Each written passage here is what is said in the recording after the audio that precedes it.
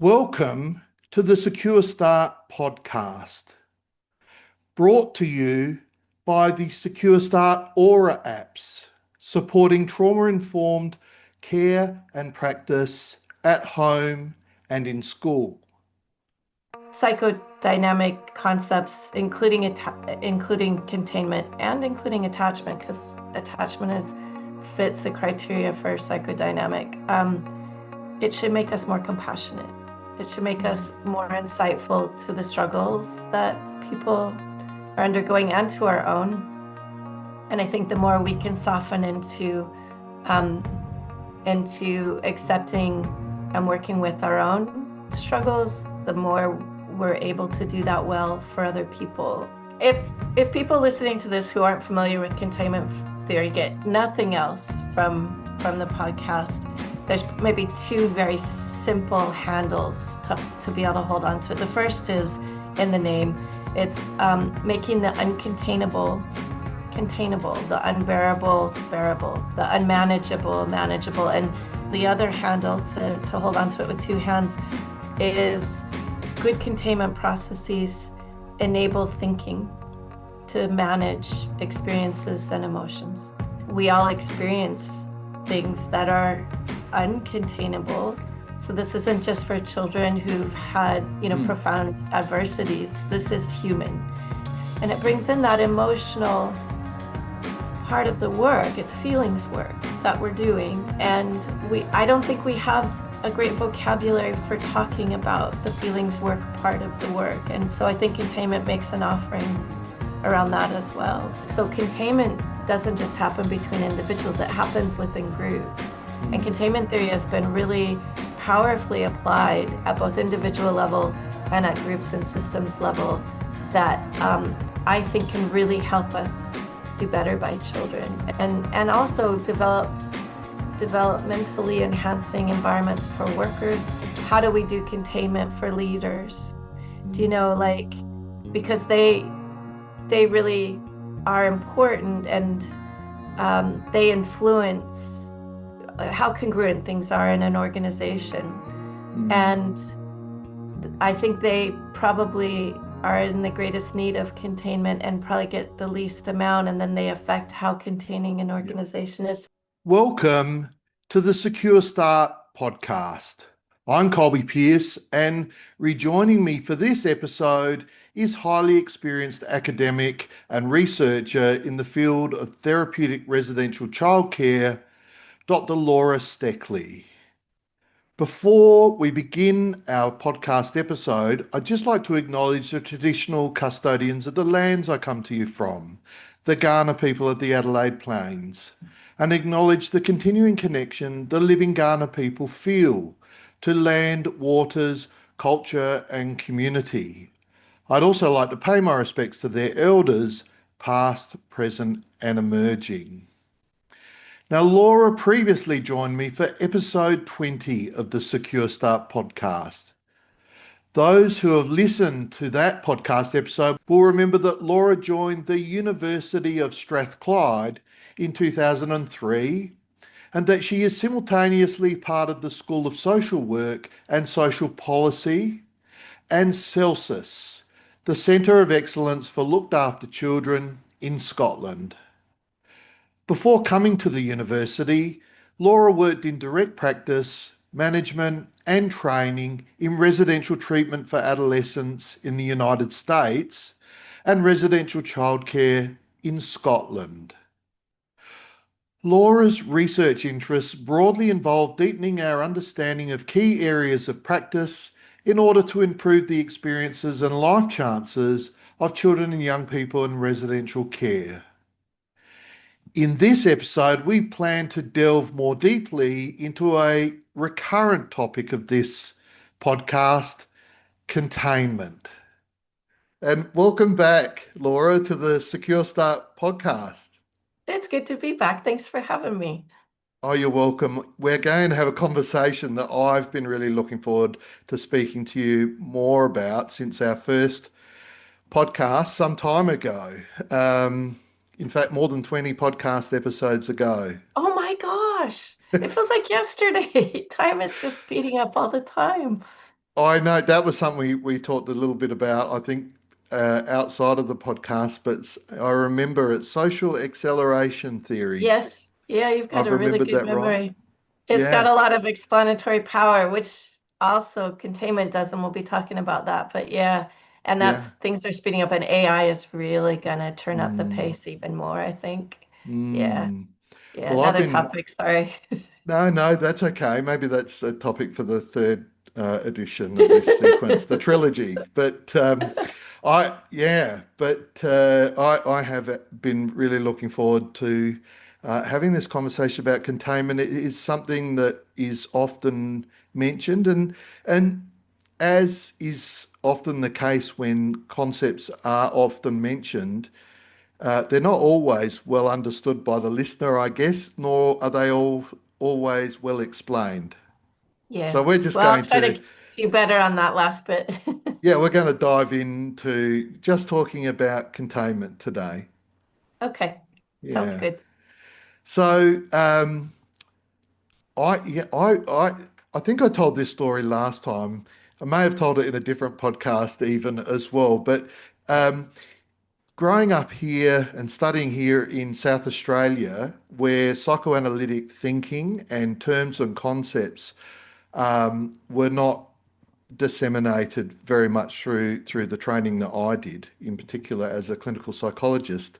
Um, my first exposure to the word containment resulted in feelings of horror Yeah. Yeah. because I it was shortly after my first book, the first edition of the attachment book was published. I went online as people do and I Google searched and I discovered that there was a online education module for teachers in the UK and it was on the topic of containment and it had two references. One was a Bowlby reference and the other was my book. And I was horrified to hear that it might in some way be associated with restrictive practice, Yeah.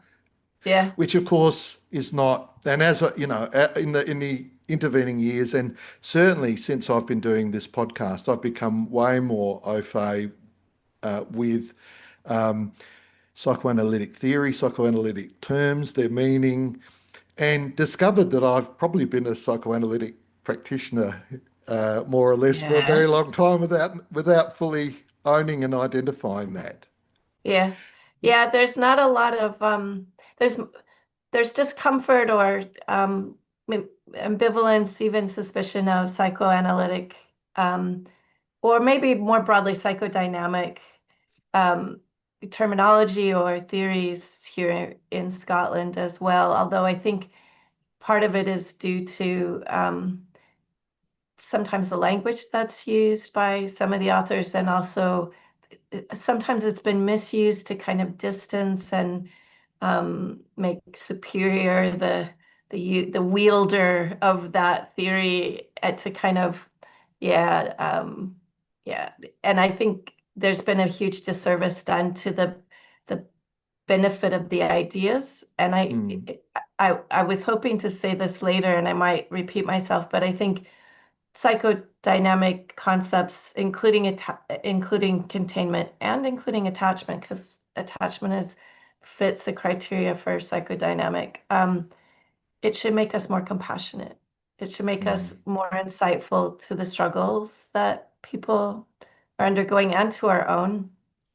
And I think the more we can soften um, into accepting and working with our own struggles, the more we're able to do that well for other people. And these concepts help with all of that when they're used well.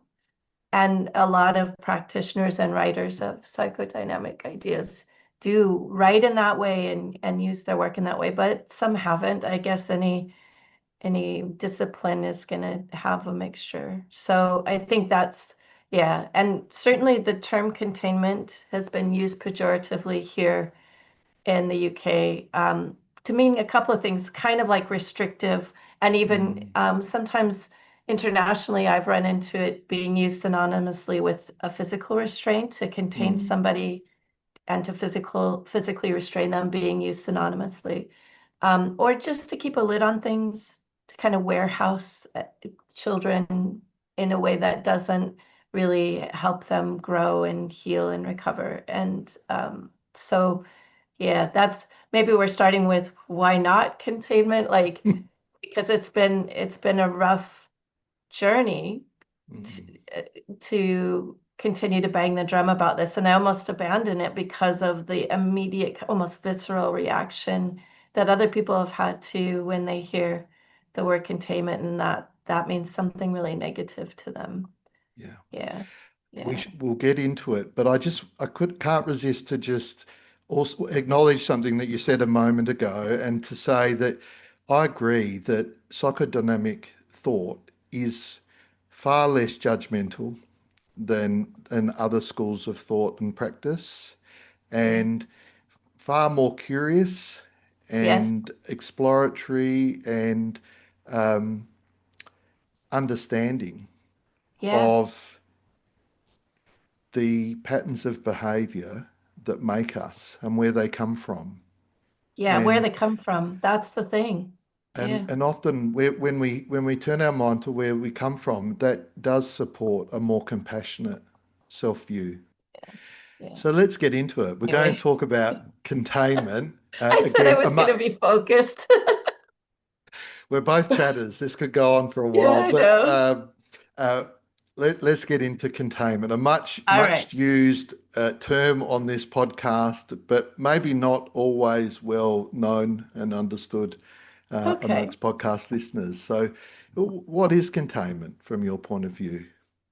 If people listening to this who aren't familiar with containment theory get nothing else from the podcast, there's maybe two very simple handles to be able to hold on to it. The first is in the name. It's making the uncontainable containable, the unbearable bearable, the unmanageable manageable. And where I live, managing or things being unmanageable is the language that people are most comfortable with.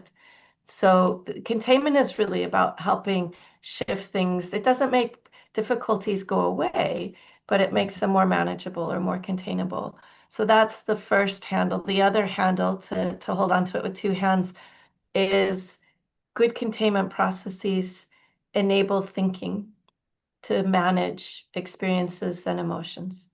And again, that's very basic, fundamental thing that we all are able to do, um, that we take for granted. Like it's so kind of deep in the fabric of our experience that we aren't even aware that we're doing it until it breaks down. And that's a way to kind of understand containment as well, is we all experience things that are uncontainable. So this isn't just for children who've had, Mm, profound adversities. This is human. And we all experience a subtle or significant breakdown in containment in our lives at various points, hopefully not too pervasively or often. mm, And so, again, for people who are just brand new to this, thinking about a time when you couldn't use thinking to manage your experience, when that broke down, like what was that like? For me, I start to lose language, like I can't complete sentences, and there's a bodily reaction as well. And mm, but just thinking about when are times where, or more subtly, where you're just not thinking very clearly, and you realize, you look back and you're like, what was I thinking? mm, That's a way into going, well, maybe, and it's about anxiety is kind of the term that's used in the literature. And anxiety is this term now that's so much used to cover a lot of things. But anxiety in relation to containment is like, it's not just hand-wringing anxiety that, the typical way that we think about it. It's also anxiety that you have about other feelings that you don't want to have. So it's a mm, spin-off. That term anxiety is to kind of cover unwanted feelings and the feelings we have of that unwantedness of other feelings. And so when we're having feelings that we don't want to have, or thoughts that we don't want to have, that can raise anxiety. And so containment is a way of managing that anxiety so it doesn't interfere mm, with your ability to think or your clarity of thought. And it's not like it's all or nothing. There's like a whole, continuum of how well you're able to use thinking to manage your own thoughts and emotions and situations and have clarity, or how much that might get compromised by circumstances, but as well your own internal reactions to those circumstances, or same with children. So again, that uncontainment as another way into understanding, like you could think about kids that you've worked with. I like to start with ourselves, like when we're uncontained, but think about kids. Like I can remember referring to certain kids as like coming screaming out of their own skin. Like I used to say that Mm, it's like their own skin can't even contain them. They're so mm, full of rage or anxiousness or uncontained emotion. And actually, a colleague of mine was really good in reminding me to talk about like the uncontained happy experiences. Sometimes that mm, children have that then go bad, they go wrong because it's mm, uncontainable, right? So it's not just bad things that are hard to contain as well. But yeah, so things being uncontained is another way in.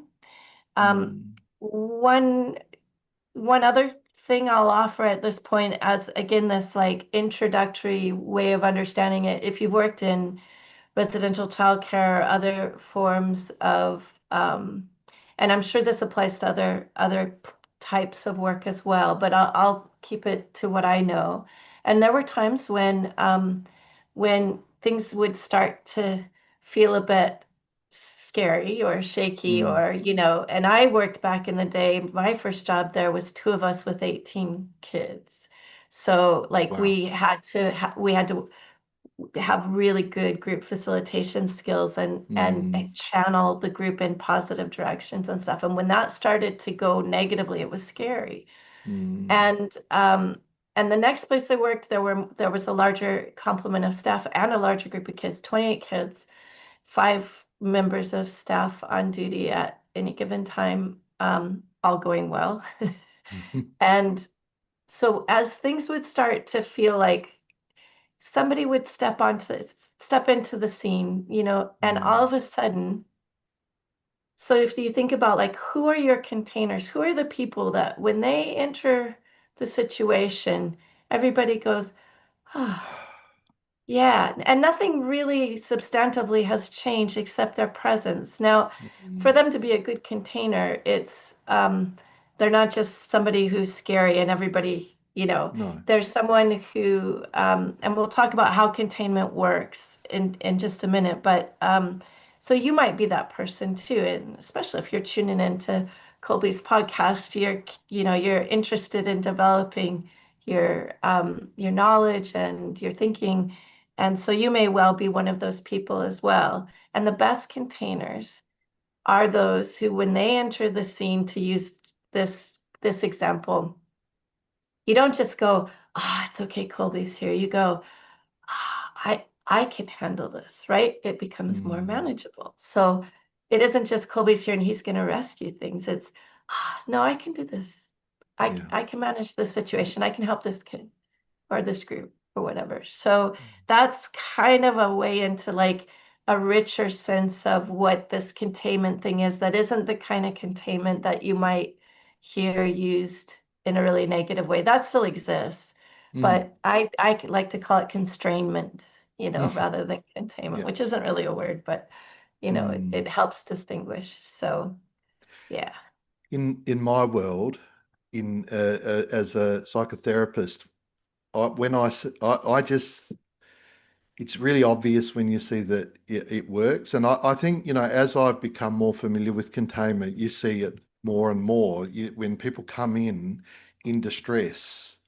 And by the end, after about 40 minutes of the consultation, maybe earlier, maybe later, but they start stopping and thinking about their Right. Right. circumstances and their Yes. problem that they come in. And so what that is you see that you've been able to absorb all Exactly. their sense of overwhelm, hold it for them, and help them better understand it or better Yes. receive it back, and in a more palatable containable. dose, yeah, in a Yeah, more containable dose. And then they just start, and then they go, oh, well, I think I'm just going to do this or yeah, this, or and yeah, they start thinking, problem solving, and deciding on a course of action almost without needing me. All they needed from me yeah, was yeah. containment. Hmm. Yeah, and when I was preparing for today, I realized with the toing and froing that we had about like what to talk about, I didn't have like how it Hmm. works. So like I was thinking we could tack it on at the end of the what, but you just talked through the steps of how it works. That at least in Bion was the founder of containment theory, and he modeled what happened in therapy. Well, what happened between in his day it was the mother, we might say caregiver, to try to give cognizance to the wider range of Hmm. people who give primary care to infants. But he talked about the mother and the infant and the processes that happened, and then he paralleled that to what happened for him and for his clients in the therapy space. And then that's been expanded out into residential childcare. Hmm. Adrian Ward was maybe the first that I could find who was applying containment theory to residential childcare spaces. So what happens in the therapy hour can happen side by Yeah. side while you're washing dishes or in the car, which is such a great space for Hmm. the kind of conversations that can be containing. But there's other ways of doing containment that we're going to get to. But the essential like mechanics are the absorption. So, if you're working in a field where you're helping people, like being able to tune into them, and like absorption was like survival in the early days of practice for me. Like Hmm. you needed to quickly absorb what was going on with the group and kind of understand what was needed and what kind Hmm. of approach so that things went well, or so that you could kind of recover them back into going well when things started to spin off. And um, but then what we do with what we absorb, and Bian talked about active cognitive processing. So your part of your container is like that thinking space and reflecting space to Hmm. then enable that. Now mirror neurons are kind of involved. And the other thing is Douglas has a definition of containment that has two really important components. And this is many years after Beyond. He never stepped back and defined what containment was, but she talks about it just between two people in her definition, but it's like Hmm. three-dimensional chess then when you start dealing with like group Groups. living environments. But it's a communication between two people where one person receives the emotional component of that Hmm. communication, actively cognitively processes it without becoming overwhelmed. Hmm. That's the other key part. So it's the emotional part of the communication, not just the surface words, and then doesn't become overwhelmed through actively cognate, and then gives it back in that more containable form with empathic acknowledgement, with Hmm. empathy, so that that other person feels seen or feels heard or feels felt, right? And Hmm.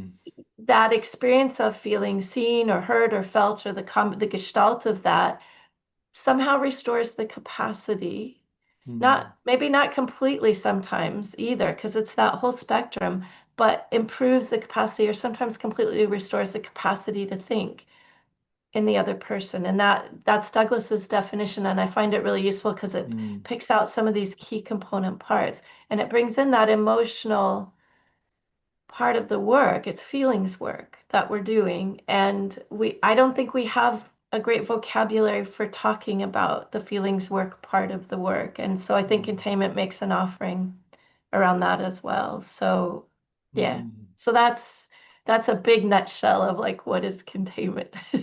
Yeah, and I think when I was listening to you a little bit earlier, the question came to mind: is this something? Can you contain yourself, or I've is it wondered more about meant to be? self-containment. Yeah. Yeah, Yeah. yeah, yeah. Is Yeah. it, or do you think beyond and other people who think about and write about and practice in this way, they think about it more as a relational process? I think it's both. I don't know Mm, what BM would have said, and or others now who write about it, Andrew Cooper died I think in the last year, and he's written recently about the experience of being a container. He wrote Mm, it, and they published it posthumously. Um, so I don't know what they would say, but I've really thought about that a lot because I'd like to be a more self-contained person, actually, because I yeah. spill out a lot. I just Mm, I can't stay focused sometimes because I've got too many thoughts, and mm, yeah, and I process outside rather than inside. mm. I think that's But where. yeah, I think we internalize. Another, and probably not just psychodynamic theories, talk about that internalization of models Mm, and formative experiences. And so I think there's a relationship between the quality of containing relationships. And you mentioned relational. I think relationships are the most, and fabrics of relationships as well as individual relationships are the most important experiences and processes of containers of containment for people. There are others that we'll be talking about in a minute, mm, but I also think then that can be internalized and people can be to a greater or lesser extent self-containing in mm. events or in situations or in parts of life. But I don't know how much like a person can become completely self-containing. Well, I look at it, I probably look at it like this and the relationship between containment and co-regulation and Mm-hmm. that developmental pathway towards self-regulation. That I guess when when people when people are contained regularly, and I use the term felt for.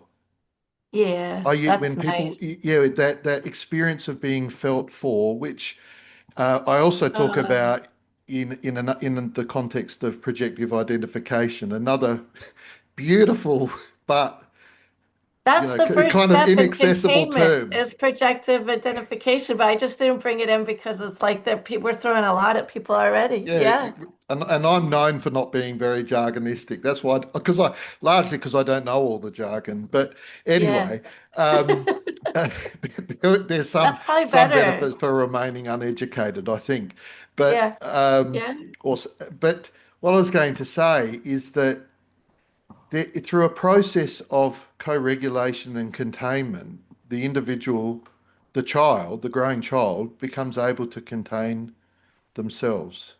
yeah, And part of that is really I think the experience that those overwhelming emotions are can be managed, yes, yes. can And be it is, dealt it's with. experiential how that develops. Mm, And like just having when you're first in the world, everything is pretty overwhelming. mm, And when your tummy's empty, or when you have wind, or all of the things that, and the million gazillion trillion that Bowlby, or maybe it was post Bowlby, the arousal relaxation cycle, and having the mm, need met, be laying the foundation for trust, for internal working models. And Bion and Bowlby were talking about the same processes mm, for developing attachment as well as developing containment. And containment is another way into co-regulation, or co-regulation and mm, containment. They're talking about the same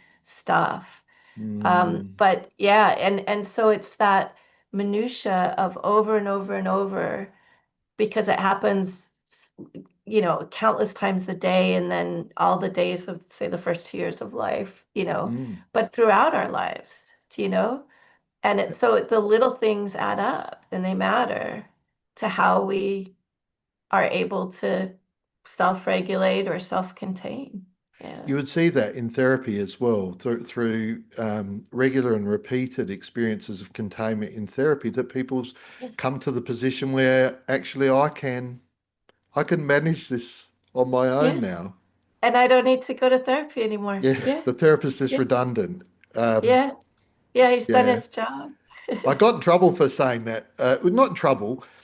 I mentioned that to a previous guest, and we were talking about attachment-based um, supervision, and I talked about the goal being redundancy as and as a therapist and perhaps as a supervisor as well. And he made the point, which I think was a really powerful one, is that if you've done your job well, you're never really redundant. You're just in the mind of the child or in the mind of the Internalized. person. Yeah. You don't Yeah. have And they to carry you see with them them. forever. Yeah, Yeah. you're in the Yeah. mind. They can reflect. They can call you to mind. Think Yeah. about their experiences while they're engaging with you, and yeah, Yes. and chart a course from there. Yes. And that whole spectrum thing too. I don't know if you ever had clients go through something where they felt like they needed to come back for a period of Yeah. sessions because things got, events happened or we all slide back or whatever. So it's also not all or nothing, right? And Mm, so the therapist being redundant, the therapist just not being needed maybe forever going forward or maybe for the next year or a two period of and time. then going Mm, back or whatever. Yeah. But mm, I with containment, we get it through all sorts of things. So you talked about the client coming in, but you might have a friend who like you're really upset about something and you go for coffee.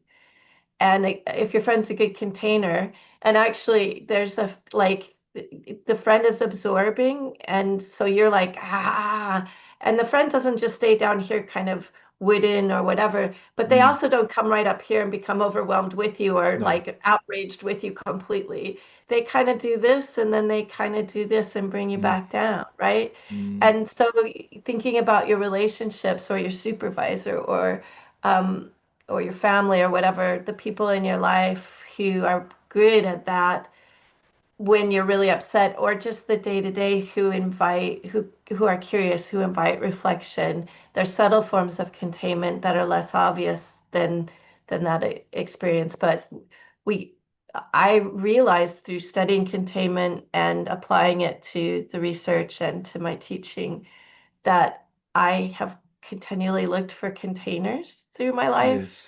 Yeah. and I just didn't know that's what I was doing. And I know who my containers are, and they contain in different ways under different circumstances and stuff. What Yeah. does that feel like to be contained? Yeah. Yeah. That it's like relief. And Mm, it's also like being able to access more of yourself, mm. and the better parts of your nature when you're well contained, when I'm well contained. That's how it feels. Part relief and partly like plugging back in to the better Yeah. parts of myself. Yeah, Yeah. for sure. And and what would people notice about themselves if they were a good container, do you think? Oh, that's a good question.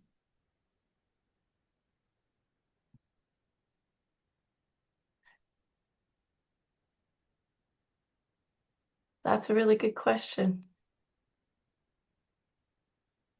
It's interesting I because think, I've had yeah, a what do you yeah, think? You start. well, I've had people tell stories about good containers. Yeah, Mm, there was this person that I worked with in this a particular residential care community, and they were a really good container. The staff would go barreling up to them, and they'd be 10 out of 10, going, "Oh my God, this has happened," and and these people would just remain present and connected, unflappable, perhaps a bit, yeah, yeah, and just able to bring down that sense of crisis and overwhelm. yeah.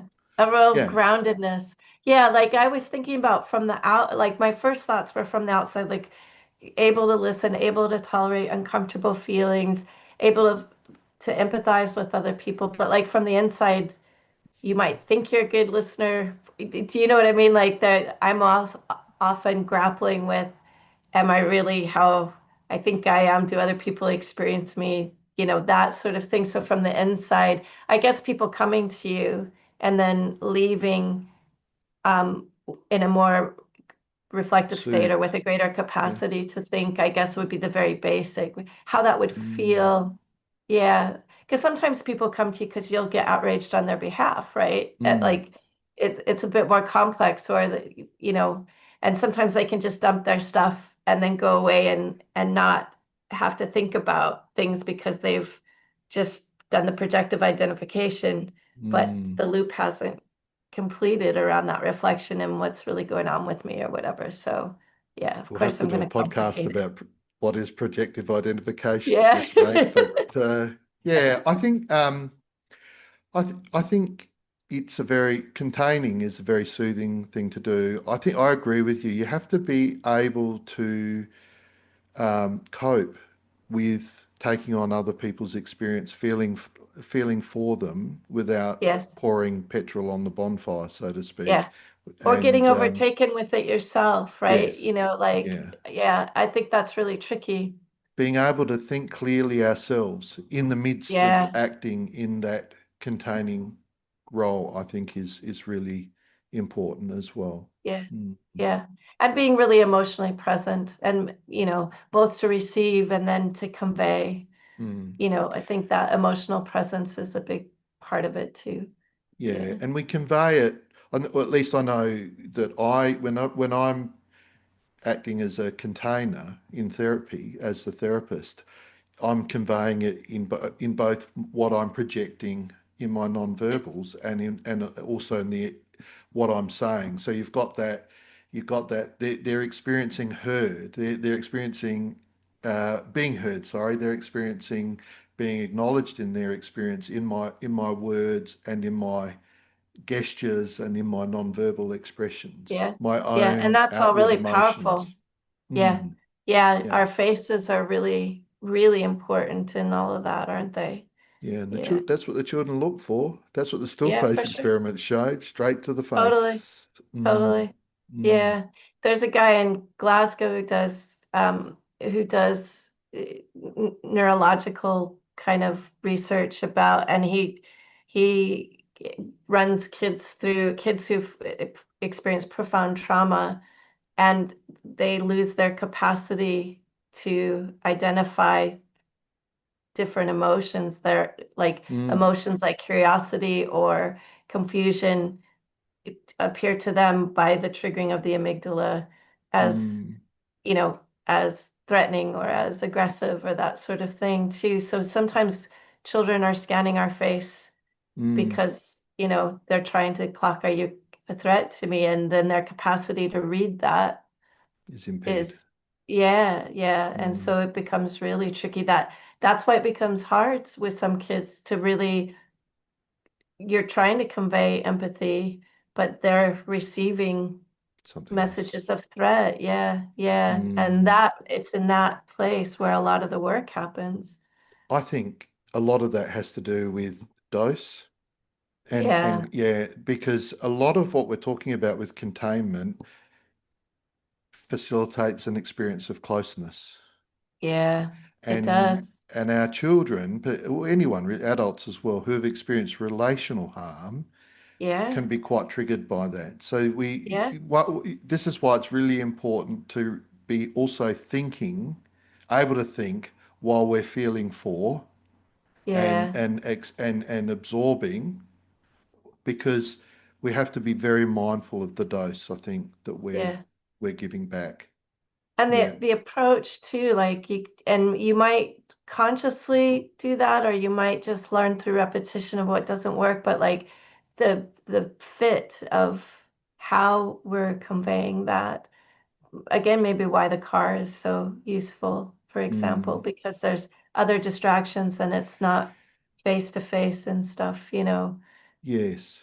And I mean, and this is one of, I think, the strengths of residential care for children is that there are many adults that the children can form a relationship Right? with. There's not Yes. that same level of relational intensity Yep. that can actually be a barrier to Right. full containment because it Yep. just feels too close Too to the much. children, Yeah. too much for the children. So that kind of leads me into my next question I was going to ask you, which is, why should we be talking about containment and thinking about Yeah. containment, particularly in a residential childcare context? Okay. Um, well, we talked about why not containment and that, the challenges of helping people to understand when there's already, it's not a neutral term. So yeah, there's even more to overcome. So why pursue it? I think the first one is it's developmental. Mm, And that is the foundation for me, like a developmental orientation to how we think about kids and how we think about our staff and how we think about ourselves. mm, And so we develop that capacity, and we've already started to speak about that in the earlier part. And part of our job is to facilitate development, whether you're a manager, even a senior manager, to facilitate the development of the people you manage, or whether you're working directly with children. mm, And again, it's a bit like psychodynamic ideas. I think proper application of developmental concepts also bring about a more compassionate stance and a more effective stance. Like, what does this child need? Like, this child needs to learn to accept consequences of his behavior. Well, yeah, but that's a developmental thing to even understand cause and effect thinking. And some of our kids had such chaotic interruptions, chaotic environments and interruptions to their development, that cause and effect thinking, that again is so deep in our fabric we don't even realize it's part of our apparatus, isn't there for some kids. And then we castigate them, um, so thinking about what does this child need in order to be able to start to think about the consequences of his behaviors and make better choices. God, the how often we told kids make better choices when I was in my early days of practice. I cringe. Um, so mm, that's part of it. And it often isn't treated as a developmental theory, but I have treated it as a developmental theory in my teaching and in my writing. And it has profound intersections with attachment. But what it brings to the table that attachment could but hasn't really is it applies to everyone. And I mm, do, like, there was a place in Scotland that years ago was doing work with residential workers around their own attachment styles. Is sometimes used. David Howe used organizations, like how their mm, attachments were organized, and but rarely is attachment applied robustly to adults in my little corner of the world, mm. both professionally and geographically, but also systems like organizations. And attachment containment has been applied really well to understanding how services work and what is needed in order to create better cultures. That so containment doesn't just happen between individuals, it happens within groups. And Mm. containment theory has been really powerfully applied at both individual level and at groups and systems level, that I think can really help us do better by children, and also developmentally enhancing environments for workers, and better places to work, better places to grow up for a spell of time or for longer. So that's the main reason why, like, and again, I think unconsciously, before I even knew what containment theory was, I was always looking for that, and I wanted it not just Mm. in individual relationships. I wanted to work in a place that had that way of supporting, maybe because I'm a thinker, or Mm. I'm a doer as well, but I want to do things thoughtfully. Like, that's my nature. And so I've always wanted to look for places to that would support that way of being in the world. So that's And, the personal reason. yeah, and look, and if there's only one thing that I would ask people to always do, and even if they forgot everything else that I said to them, and I'm talking about adults who work in these spaces, is to think about what you're doing. Yeah. Just to And how think, hard that is mm, sometimes, there's a without a lot going container, against you. Yeah. yeah, How without containment. busy, how scary, the things that you're being asked to think about aren't Mm, easy, mm. and so you're swimming against the tide if you're going to do that consistently. We those adults. And be they residential childcare workers, be they foster carers, kinship carers, they need to be contained. Yes, They, containment for the containers, for yeah. sure. And this is what we're asking kids to do, to think about what they're doing, right? And then it's Mm, really hard for us to do as well. And I think we're becoming less reflective generally as a society with acceleration. Yeah. yeah, yeah, yeah. That we don't have time for it. Right, right. Mm, And it's an easy way to avoid by, that accelerated, busy mm, doing is a way of feeling like we're doing well without having to stop and think. Yeah, yeah. yeah, You raised the issue of holistic containment with me, yeah. and like a simple model for thinking about containment more Yeah, deeply. yeah. And it's also helps to kind of do containment better too, which is Mm, in our exchange in preparation for this, talking about the application of this, and we will get to that in a more grounded, tangible way. And this is a nice bridge to that. So this model was developed by Gillian Rush, who has mm, just recently retired. Um, and she's done a lot of really good work around a lot of things, reflection as well. But I come back to this again and again. So, like containment, she talked about it having three different facets, like the faces of a diamond. That's how she's using that word, facets. So, there's the emotional part of containment that just simply makes the feelings more manageable or even more feelable. Like mm, sometimes things are so uncontainable or so unbearable, we unconsciously stuff them out of conscious awareness so that we yeah. can't even feel how angry we are Mm, if it's too frightening to be angry or whatever the feelings are. So to make it more manageable or even more feelable, thinkable. And so if you think about like what happens in your place of work or what you do for children to make just the feelings more manageable, like in Scotland, it's a cup of tea, and knowing how mhm, people like their cup of tea mm, is a big way of it's a gesture, right? And so getting into how do you do containment well, and feelings containment is often done just through gestures or mm, like giving a person a break when it's been a really stressful thing happening on the floor, and saying go have a cup of tea, or um, food often is used as a gesture to comfort and can be containing.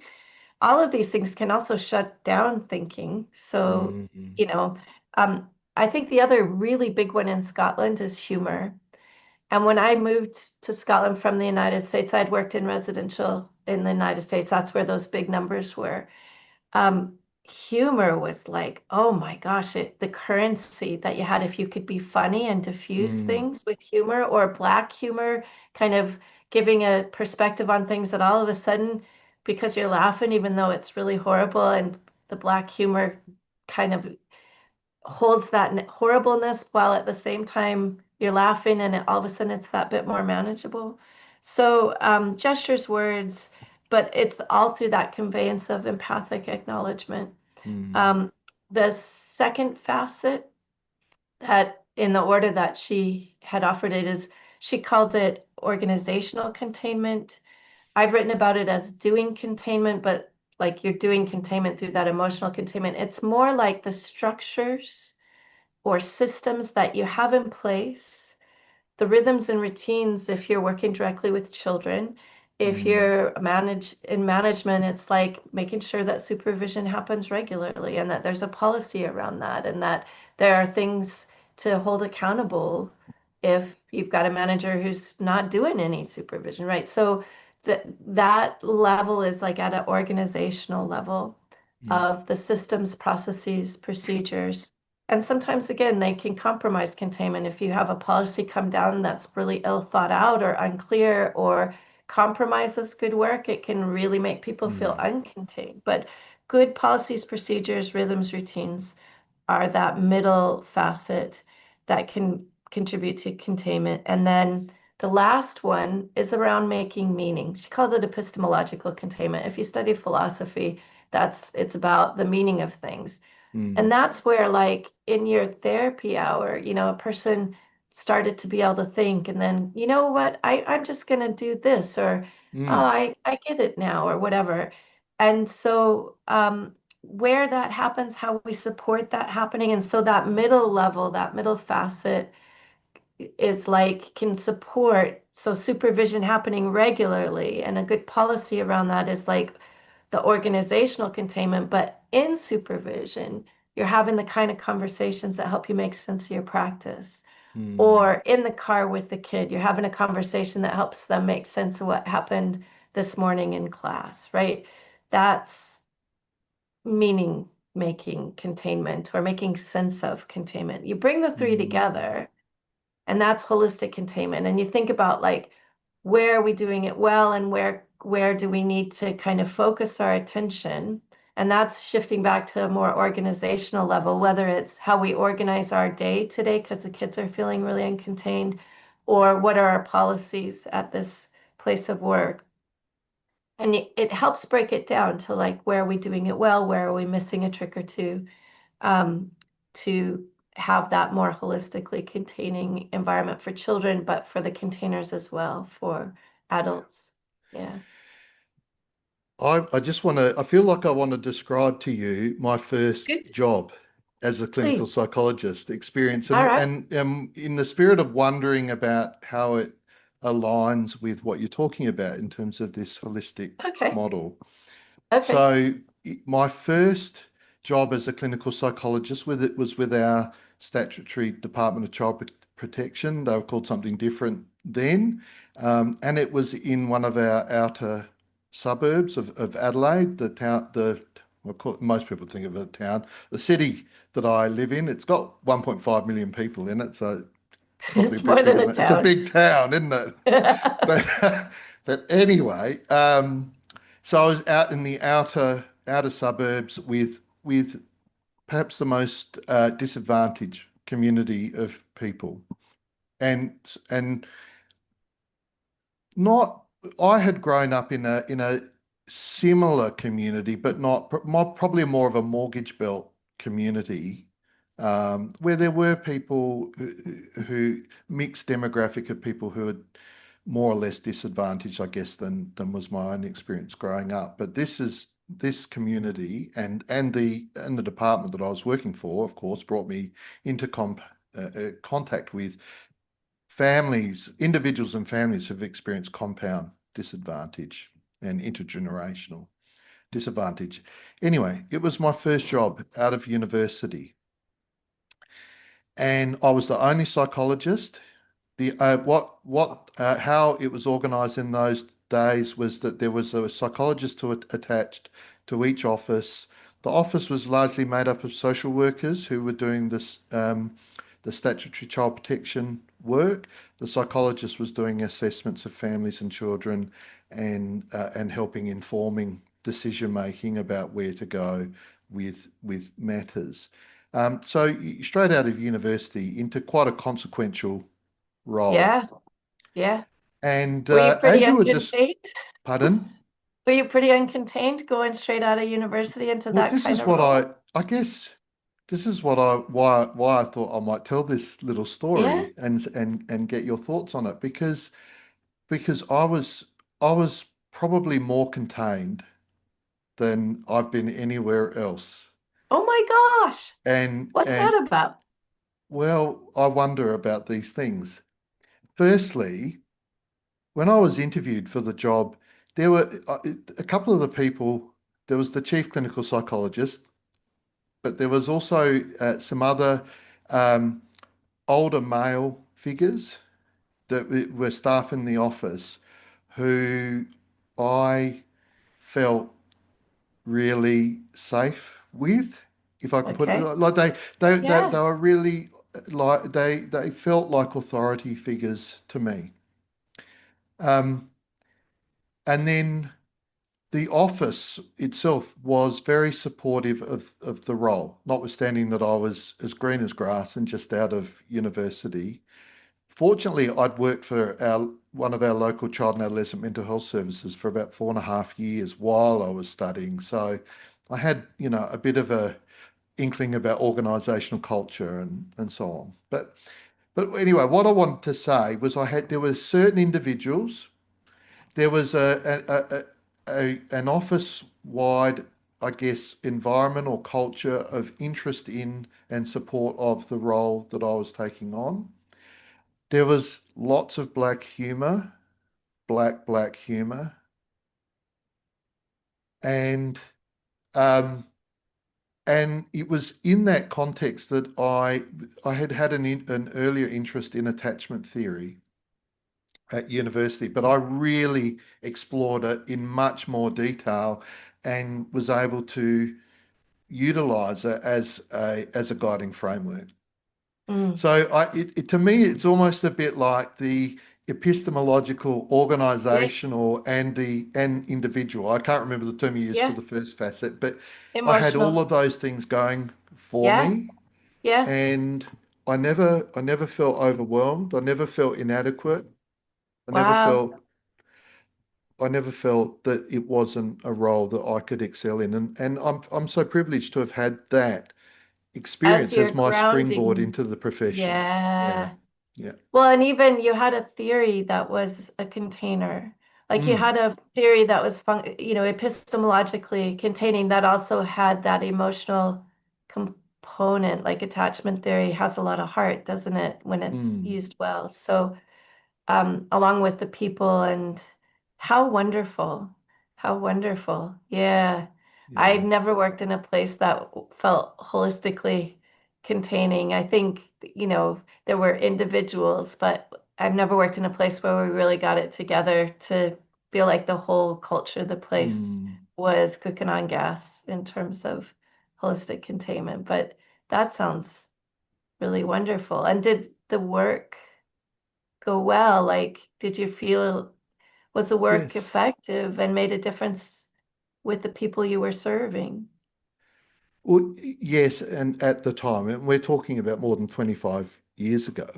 Yeah, I started in that role in 1995, so yeah. 31 years ago. But I generally speaking, without meaning to sound um, conceitful, I think I did a good job. I did a good enough job for the office to forgo a social work position and employ another psychologist because Oh, psychologists wow. were useful to have around. Yeah, Um, that's a good I sign. largely had a free rein while I was there Nice. to do, and unlike other psychologists at the time in the department, I was doing therapy as well, Yeah, not just doing assessments. Yeah, and it was just anyway. I talk too much. nice.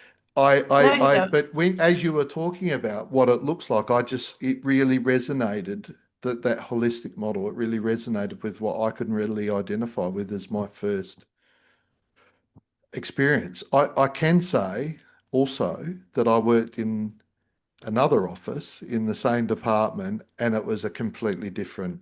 It Yeah, almost broke me. It was a yeah, completely different. And I have been back and done work for the department, and it's almost broken me.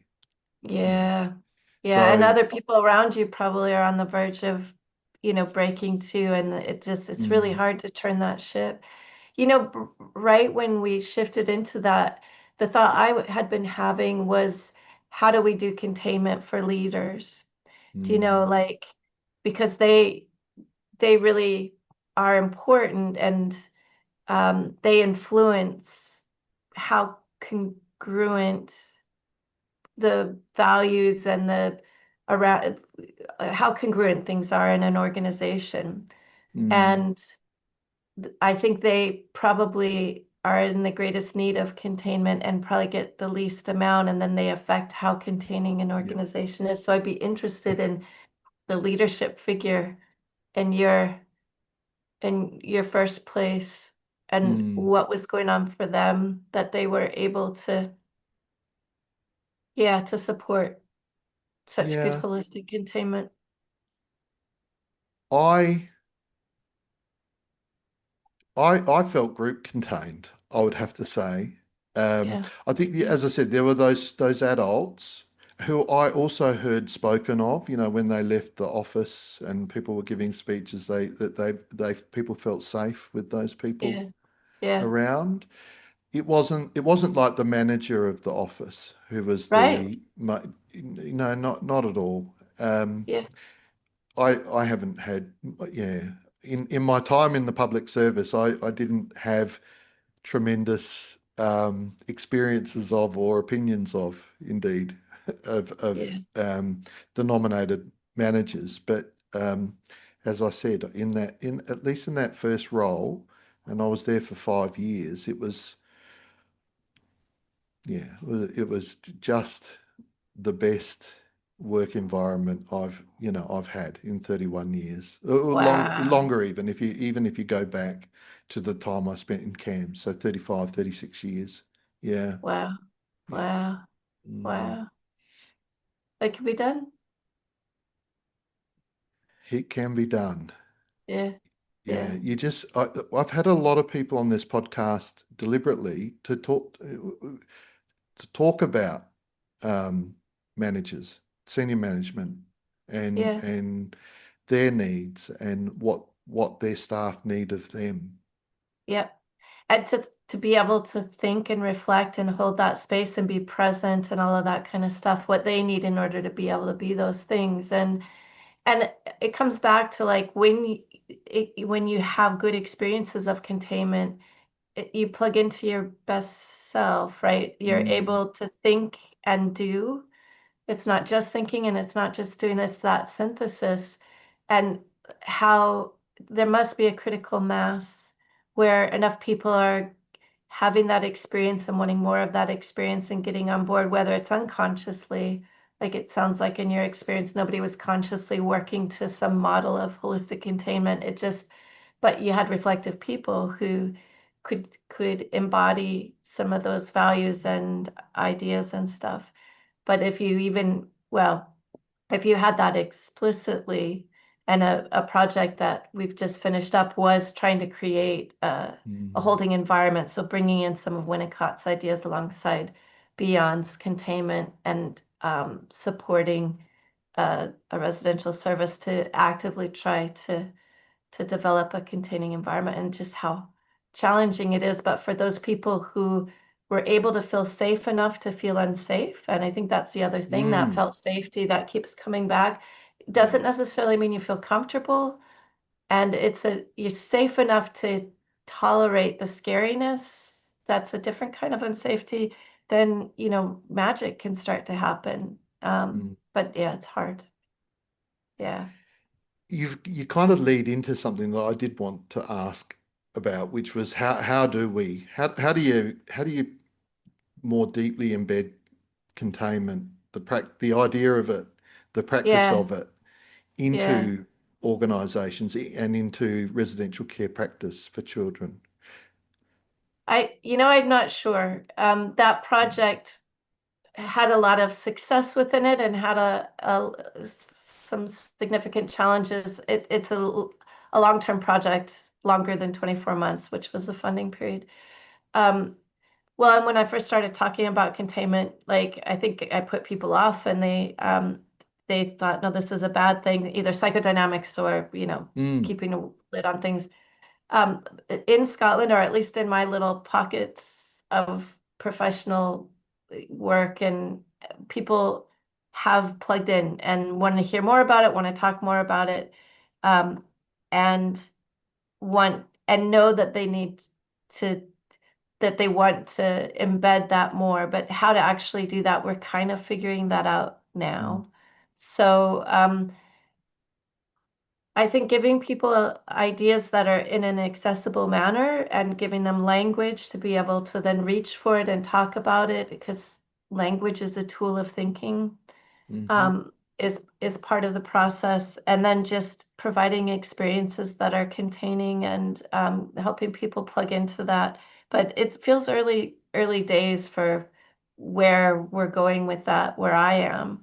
Um, yeah. And I think the experiential is as important as the kind of semi-formal, here, this is what containment is. And, this is, you're doing containment when you did that with that kid, that kind of thing. So, yeah. We hear a lot, I hear a lot that a lot of good projects get defunded in my neck of the woods. People, Yeah. people will say, oh, this or that project, including one of my own, just before COVID.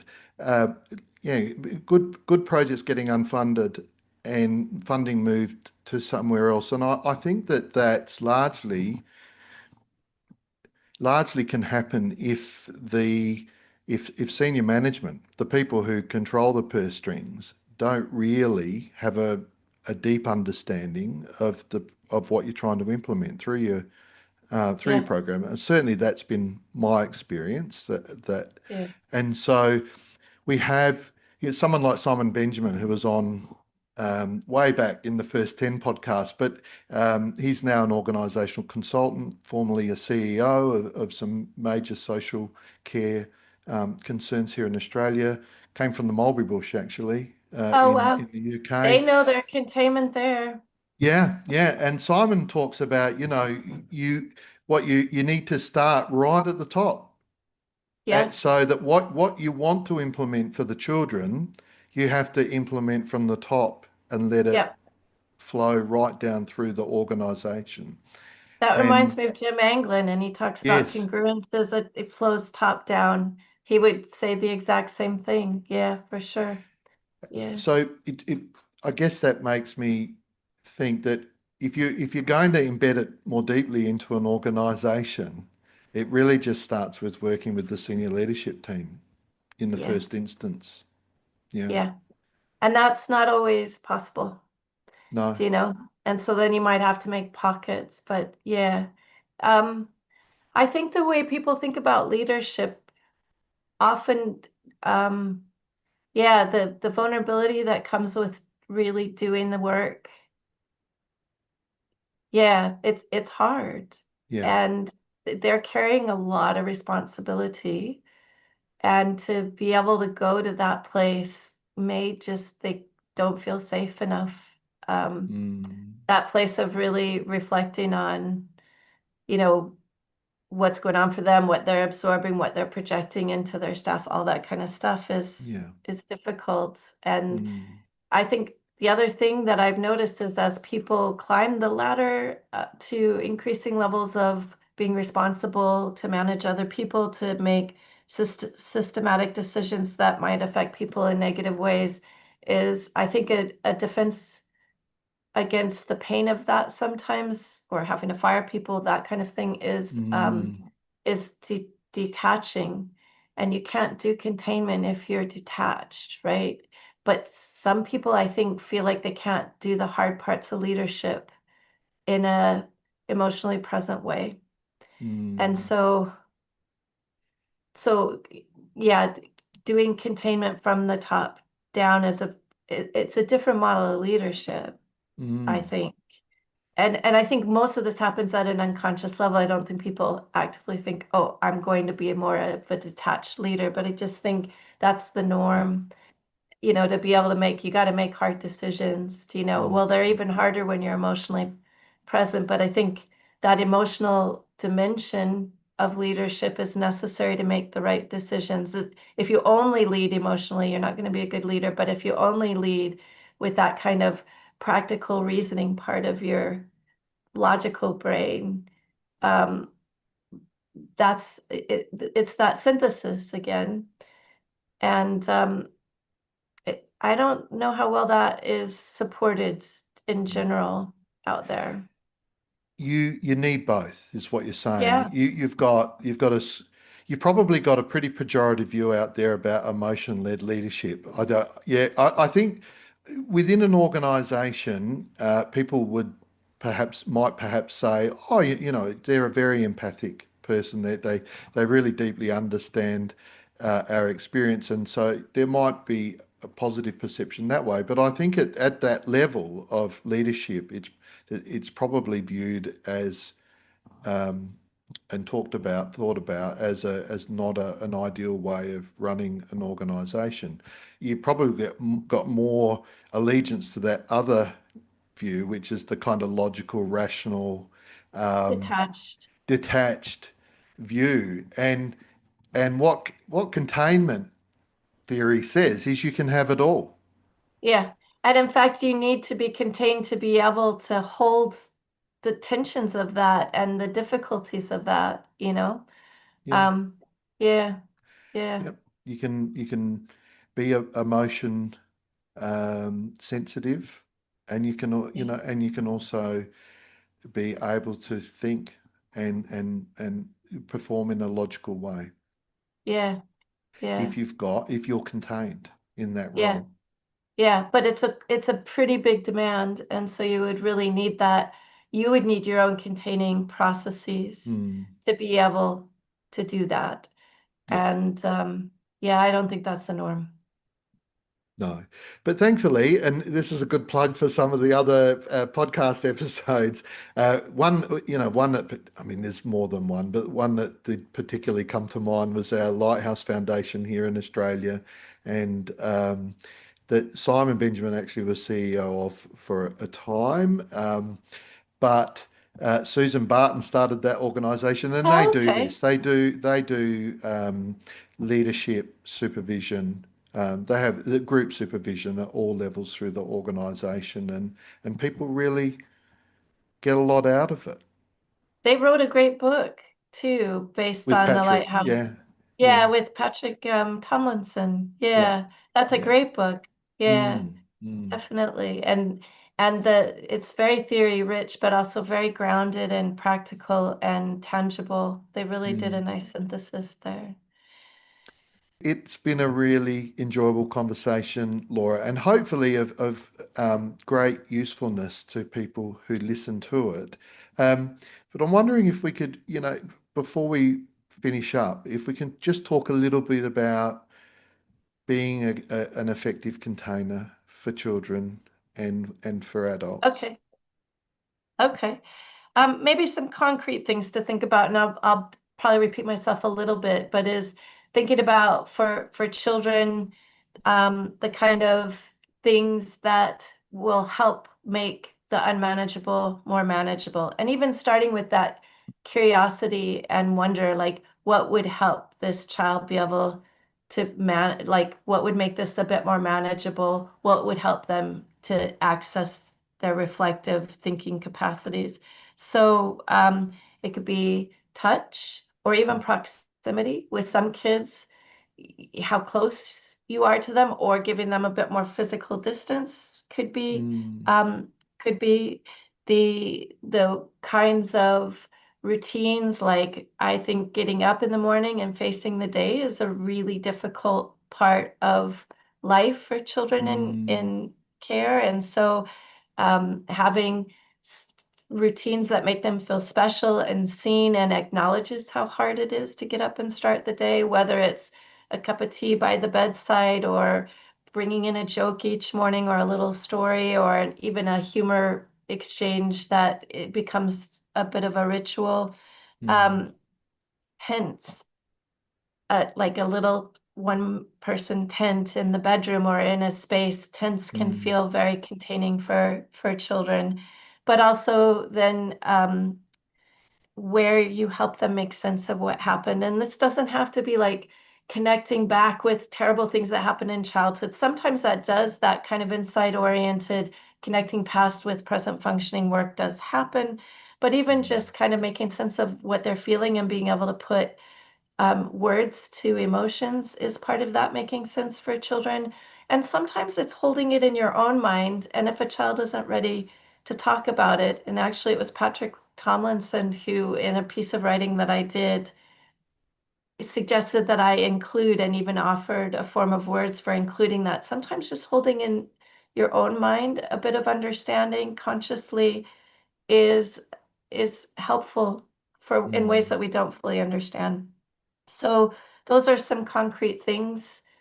There's tons more, but beginning to think about what helps emotionally, what helps rhythms, routines wise, and what helps making sense of.